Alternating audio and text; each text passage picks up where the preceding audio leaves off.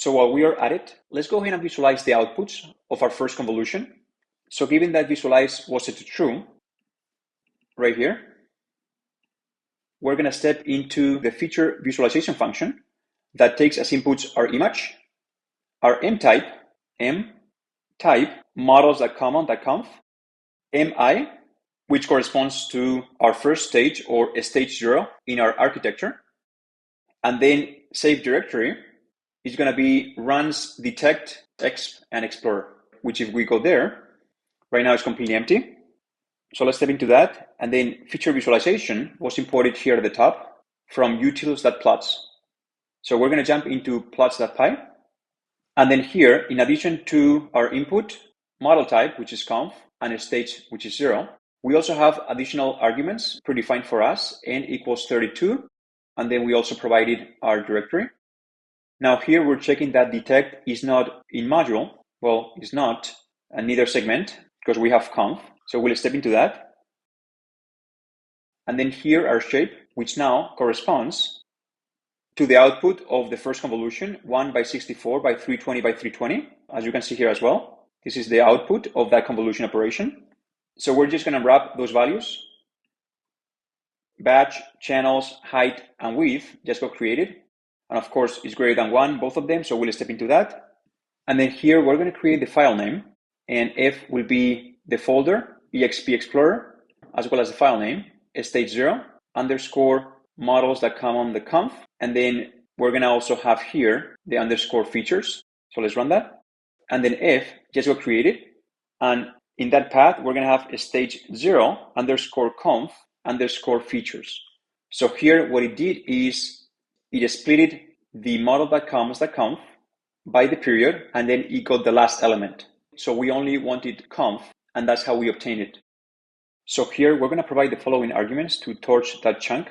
So x, our output tensor, has shape of 1 by 64 by 320 by 320. And basically, we want the first index. So by indexing 0, you're going to reduce one dimension, and you'll have a tensor of 64 by 320 by 320. And then you're going to send that to the CPU. And channels, well, we unwrap it here at the top. We have 64 channels. So torch that chunk takes an input, in our case, our tensor of 64 by 320 by 320. The chunks, which in our case are 64 for each channel, and dimension 0, meaning that it's going to split the tensor in 64 chunks across the rows. So let's see that. So if we run blocks, you can see that blocks now has 64 values from 0 to 63, which correspond to the 64 by 320 by 320. It's just that it has chunked each of those by the channel. So each of these ones should have a shape of 320 by 320. And indeed, that's the case, 1 by 320 by 320. Now here, we're calculating the minimum between this argument, 32, and our channel, so n will be 32. And then here, we're calculating the ceiling value between 32 divided by 8. So that's 4, that's already an integer. So we'll have that. And then we're going to plot a 4 by 8, and we're going to have this tight layout set to true. So let's look at the documentation. So we're going to do 4 rows, 8 columns. So let's run that.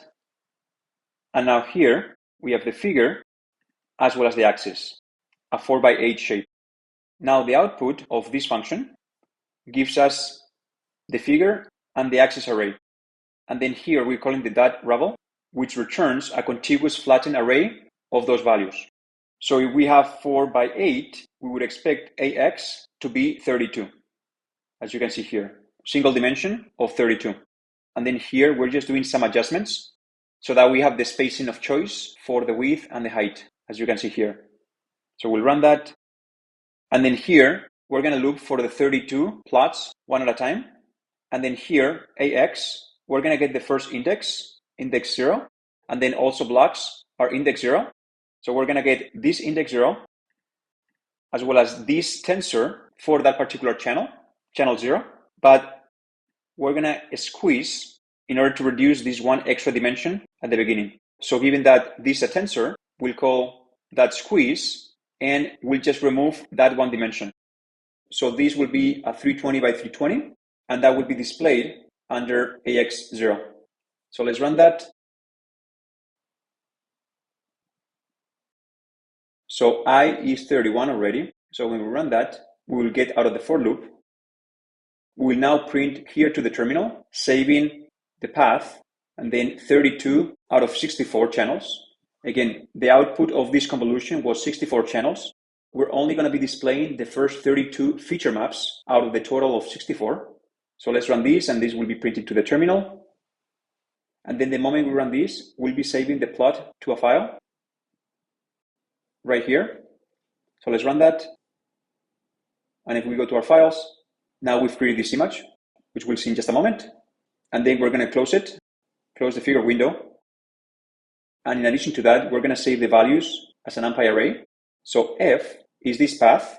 And what we're going to do is change the suffix from .png to .mpy, which is the format for saving NumPy arrays. And then we'll save the first batch. In our case, as we said, will be 64 by 320 by 320. And we'll convert that tensor to an NumPy array to save it with np.save. So this is the right format to save it. The file name and the array.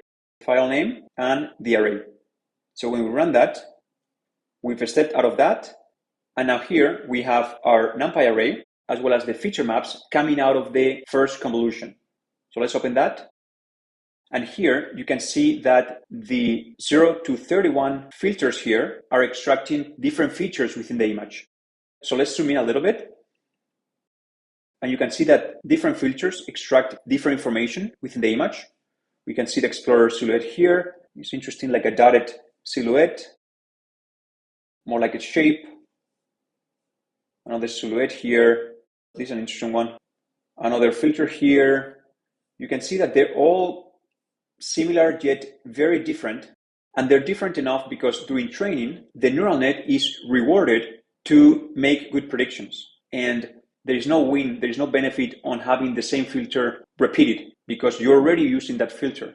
So instead, the neural net adjusts the weights of the filters as well as the bias term in order to have filters that are different from each other and that extract different features within the image. So it's on the neural net's best interest to have different filters. So with that, we've concluded the forward pass of the image through the first convolution. We are now here. So when we run this, we'll step out of the if statement.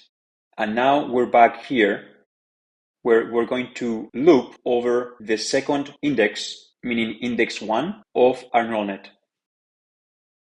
So we have our x, we have our output of the first convolution right here.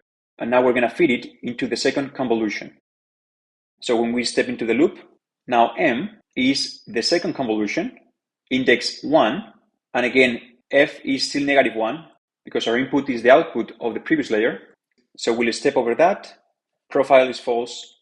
And then we're right here again, in this case with the values of the second convolution. So we'll step into that class as well.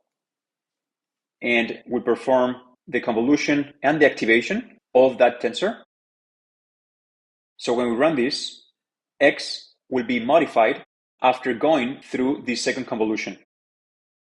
As you can see here, the new shape of this tensor is 1 by 128 by 160 by 160, which is the size of the tensor that we will later be feeding into the C3 module. We still don't need to keep track of y, so it will be a list of 2 nonce. And similarly, as we did before, we're going to create both the feature maps as well as the NumPy array. And given that x is 128, but as we saw earlier, we're getting the minimum of that and 32, our feature map would be a 4 by 8 feature map. So we won't be stepping into this function since we already did it. So we'll just step over. And then the second feature map has been created here. And then we can visualize those as well. And if we open both of them, here you can see the feature maps coming out of stage 0. And here the feature maps coming out of stage 1 convolution. So in these plots, we have 320 by 320. While in these plots, we have 160 by 160.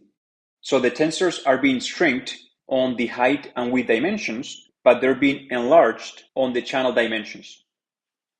We can see some similarities, yet some differences between these feature maps, which are somehow homogeneous in terms of intensities, versus these ones that are starting to enhance some of those differences and characteristics of the vehicle. So if we zoom in a little bit, you can see the results of the activation of the second layer. And it's interesting to see the different features. Here is focusing more on the wheel. Here more on the contour. Shadow-like. This one definitely focused more on the red channel.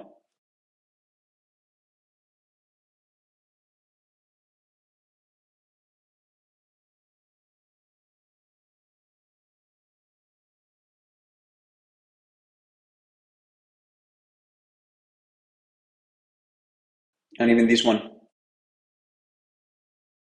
So with that, we've covered the forward pass of the image through both the first layer as well as the second layer, both being conv classes.